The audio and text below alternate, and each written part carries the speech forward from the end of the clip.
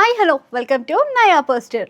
ఇన్ని రోజుల నుంచి చూస్తున్న బిగ్ బాస్ వేరు, ఈసారి వచ్చిన సీజన్ బిగ్ బాస్ వేరు. ఎందుకంటే చదరంగం పోయి రణరంగంకి వచ్చింది. రణరంగం అనగానే అందరూ కొత్తగా ఎక్స్పెక్ట్ చేశారు, అలానే కొత్తగా సెట్ చేశాడు బిగ్ బాస్. ఇప్పుడు ఈ రణరంగంలో పోటీలు కాష్టాలు కష్టాలు కాస్త ఎక్కువగానే ఉన్నాయి. ఎందుకంటే సెలబ్రిటీలు మనుషులు కారా అనే రేంజ్కి వచ్చింది. ఇక దీంట్లో మనకి మెయిన్ సంజన గారి గేమ్ చూస్తుంటే మైండ్ బ్లాక్ అయిపోతుంది. తింటున్నారు, సైలెంట్గా వచ్చి కూర్చుంటున్నారు. ప్రతి లొల్లికి ఆమెనే కారణం, కానీ ఆ లొల్లికి కారణమైన ఆమెని ప్రతి ఒక్కళ్ళు తిడుతురబ్బా. కొంచెం బాధ అనిపించినా కానీ మస్తు చిలిపి పనులు అనిపిస్తున్నాయి.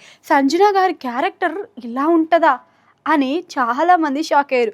ఎందుకంటే ఆమెకున్న మెచ్యూర్ లెవెల్స్కి, ఆమె మనకి బయట కనిపించినప్పుడు, అలానే మనకి స్టార్టింగ్ బిగ్ బాస్ లోపలికి వెళ్ళేటప్పుడు ఆమె బిహేవియర్ చూసి ఆమె చాలా అంటే చాలా మెచ్యూర్డ్ అని చాలామంది అనుకున్నారు. కానీ ఈమె గుడ్డు దొంగ అని ఇంత తొందరగా దొరికిపోతుందని ఎవ్వరం అనుకోలే కదా.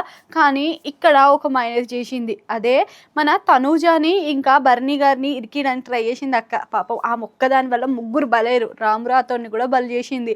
ముగ్గురిని బలి చేయడం కొంచెం బాధ అనిపించింది. ఎందుకంటే ఇక్కడ తనూజ అందరి కోసం ఆలోచించింది. ఆమెకి పాపం 5 months బేబీ ఉంది కాబట్టి ఆమెకి కొంచెం క్రాంప్స్ ఉంటాయి అనే మైండ్ సెట్ తోటి ఆలోచించింది మన తనూజ కూడా. తనూజ ఆలోచించింది మంచిదే, కానీ అది కొంచెం నెగిటివ్ పడ్డట్టు అనిపించింది నాకైతే.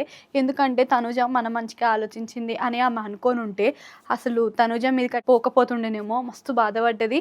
అందరూ కూడా తనూజని టార్గెట్ చేసినట్టు కూడా నాకు అనిపించింది నామినేషన్లా. ఎందుకంటే ఇక అందరూ ఒకటేసారి ఎగబడ్డారు. ఇక హరీష్ గురించి అయితే చెప్పక్కర్లేదు. హరీష్ అయితే పిచ్చి పిచ్చిగా మాట్లాడుతూనే ఉండు. ఎందుకు మాట్లాడుతున్నాడో ఆయనకే తెలియదు. ఆయన అయితే ప్రతి దానికి లొల్లి చూస్తుండు. కానీ తనూజని అట్లా అనుడు అయితే అస్సలు నచ్చలేదు. నాకైతే నచ్చలేదు, మీకు కూడా నచ్చలేకుండొచ్చు. ఎందుకంటే తిండి పెట్టినప్పుడు అన్నపూర్ణ లక్షణాలు ఉండాలంట. ఇక ఎవరికి ఉండవు చెప్పండి. వంట పెట్టిందే అంటేనే అన్నపూర్ణమ్మ. అన్నపూర్ణమ్మకైనా సరే ఊక పోయి ఏదో ఒకటి చెప్తుంటే కోపం వస్తుంది. అట్లనే మన తనుజమ్మకు కూడా కోపం వచ్చింది. తప్పే లేదనిపిస్తుంది నాకైతే. ఎందుకంటే మనకి ఒక్కసారి ఇంట్లో చేస్తేనే మంచిగా అనిపిస్తుంది అందరికీ కలిసి. ఒక్కొక్కరు ఒక్కొక్క మైండ్ సెట్లో ఉండి మాకు ఆమ్లెట్ కావాలి, ఆలు ఫ్రై కావాలి, అది కావాలి, ఇది కావాలి అంటే ఆమె సైడ్ నుంచి కూడా ఆలోచించాలి కదా. ఆలోచించకుండా ఎట్లా మాట్లాడతారు? అన్నీ చూస్తూనే ఉన్నారు. చూసినప్పుడు కూడా మరి మీకు తెలియదా ఆమె ఎట్లా చేస్తుంది, ఆమె ఏడికెళ్ళి వస్తుంది అని చెప్పి. కానీ సంజన ఒక్కదాని వల్ల కూడా మీరు ఆమెని బ్లేమ్ చేయొద్దు.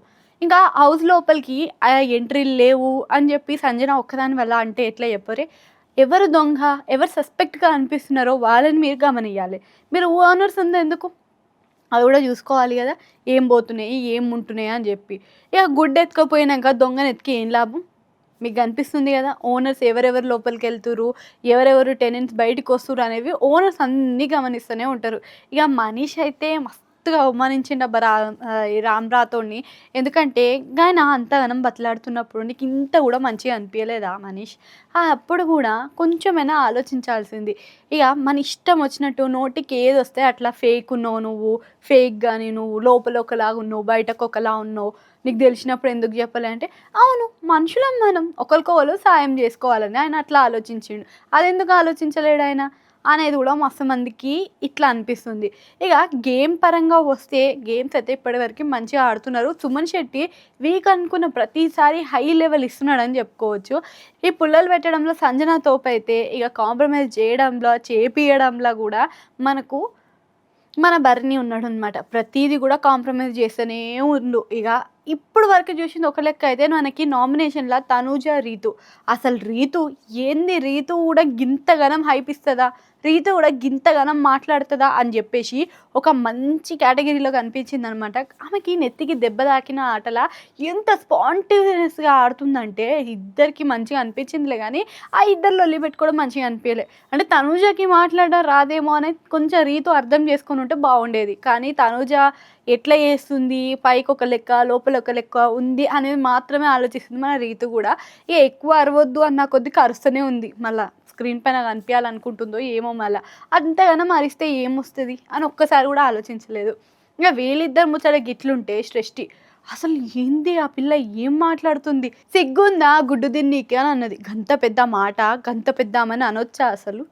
అంటే ఈమెకి తెలుగు రాకగా మాట ఉందా లేదా తెలివి లేక అన్నదా అనేది మస్తు మంది ఇట్లా ఫీల్ అవుతున్నారు. ఈసారి నామినేషన్‌లో ఒక్కొక్కళ్ళకి నాగార్జున సార్ ఇచ్చేస్తాడని చెప్పుకోవచ్చు. ఎందుకంటే వాళ్ళిద్దరి మధ్యల ఆమెకి సంబంధం లేని కన్వర్జేషన్‌లోకొచ్చి సిగ్గుందా నీకు గుడ్డు తిన్నీక అని చెప్పి మాట్లాడింది.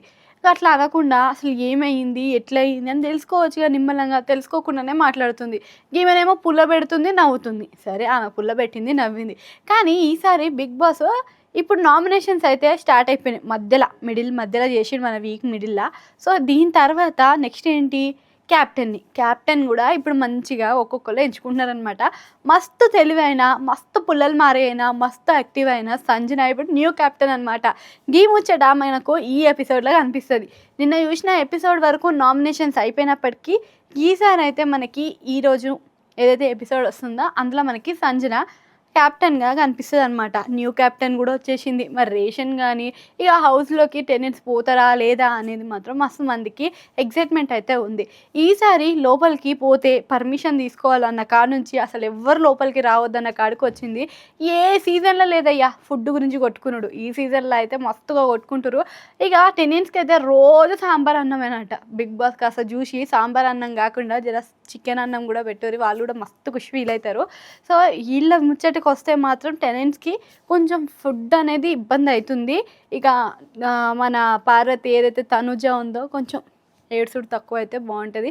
కానీ తనుజ ఇమ్మాన్యుయల్‌ని పిలిచే తీరు గానీ, అది కొంచెం చూస్తే మస్తు మందికి క్యూట్ అనిపిస్తుంది. ఇక మన డిమెన్ పవన్ ఆయన కూడా ఒక లవ్ స్టోరీ స్టార్ట్ చేస్తుండనమాట. లవ్ ట్రాక్ అయితే కనిపించతుందేమో అని అనుకోవచ్చు. ఎందుకంటే ఈరోజు ఎపిసోడ్‌లో మనకి కొంచెం లవ్ ట్రాకు, కొంచెం పాటలు, కొంచెం లవ్ రొమాంటిక్కు కనిపించేటట్టే అనిపిస్తుంది. సో, ఇవన్నిటి గురించి మనం చూస్తుంటే 'బిగ్ బాస్' ఈ సీజన్ కొంచెం లోగానే ఉన్నట్టు అనిపిస్తుంది. ఎందుకంటే కొంతమంది ఇంకా మాస్కులు విడిపోలేదు. ఆ మాస్కులతోటే ఉంటుర్రేమో అని కూడా అనిపిస్తుంది. ఆ మాస్కులు ఈడేదాకా మనం చూడాలి. ఇక మనకి సంజనాకి నార్మల్‌గా ఉంచినప్పుడే చూసినాం ఎట్లుందో. కానీ ఇప్పుడు క్యాప్టెన్ అయ్యింది. ఇప్పుడు క్యాప్టెన్ అయిన సంజన రేషన్ ఎట్లా కాపాడుతది? ఎట్లా చూసుకుంటది? అనేది చూడాలి మరి. ఇక ఇలాంటి మంచిగా చూస్తున్నప్పటికీ కూడా లొల్లిలనేవి కామన్ అని కూడా కనిపిస్తుంది. కానీ ఈసారి లొల్లులు మరీ ఎక్కువ కనిపిస్తున్నాయి. రోజుకొక లొల్లి పెట్టుకోవాలి అన్నట్టుగా మస్తుగా ఒకళ్ళ నుంచి ఒకళ్ళు లొల్లిలు పెట్టుకుంటున్నారు. కొంచెం షష్ఠి కొంచెం నోరు జారింది అని కూడా అనిపిస్తుంది. ఈసారి శనివారం అదిరిపోతుంది మన నాగమామ తోటి. సో, ఇంత మంచి ఎపిసోడ్ కూడా ఇదంతా కూడా జరిగింది కాకుండా మనకి నామినేషన్స్‌లో ఇంకెవరు బయటికొస్తారు? ఎవరు సేవ్ అవుతారు? నెక్స్ట్ క్యాప్టెన్ ఎవరు? అసలు సంజనానే క్యాప్టెనా కాదా? అనేది అంటే ఆమెకి ఆ పొజిషన్ కరెక్టా కాదా అనేది మీరు కామెంట్ సెక్షన్‌లో కామెంట్ చేయండి. సో, ఇలాంటి మంచి మంచి ఇంట్రెస్టింగ్ వీడియోస్ కోసం మన ఛానెల్‌ని సబ్స్క్రైబ్ చేసుకోండి. సైనింగ్ ఆఫ్ రక్షిత రెడ్డి.